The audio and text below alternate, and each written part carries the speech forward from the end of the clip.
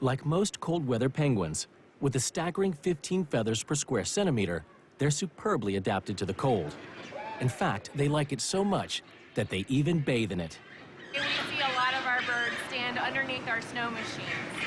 And to them, it's like getting a shower. The sensation of the snow feels good on their backs. So much so that sometimes they even end up taking a nap. And the snow builds up on top of them, and sometimes we'll come in here and all we see is a bill sticking out, so they are completely covered in snow. To make these super skaters feel at home, SeaWorld must mirror the freezing conditions they need.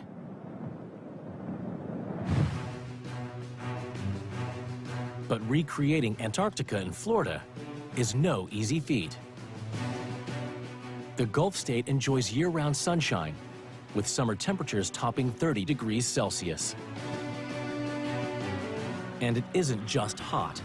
Relative humidity levels can reach 90%. Antarctica's climate is poles apart. Despite all that ice, it's so dry it's classified as a desert. And in winter, the mercury can tumble to minus 90 degrees Celsius. Somehow, SeaWorld must bring the deep freeze to Florida. SeaWorld has only 7 months to perfect the Antarctic conditions for their penguins. The biggest challenge that we have within this exhibit is we're in Florida. Florida is a hot, humid climate. Creating a hostile Antarctic environment in the Sunshine State calls for the kind of expertise used by their neighbors, NASA. This is one of the most complicated systems we ever designed. Frankly, it is the most complicated system we've ever designed.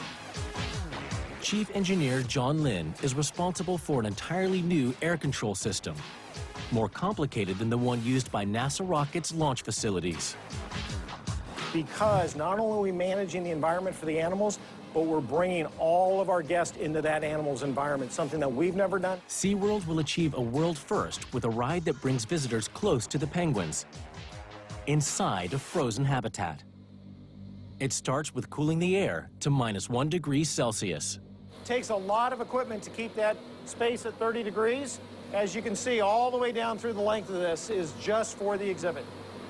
They bring in 6 massive air conditioning units, the size of freight trains, the equivalent of 116 central AC units. But this isn't just regular air conditioning. Because the temperature is so cold in the exhibit and we have to maintain it, we use a brine solution. Water freezes at 32 degrees, and therefore, in order to maintain a 30-degree air temperature, we have to use brine at 15 degrees in order to chill that air down.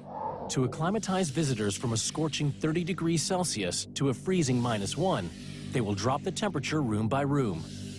But they saved a final surprise for the end. As the people moved from that theater space into the exhibit, we did want that shock factor. We did want the people to have one last, boy, that's cold.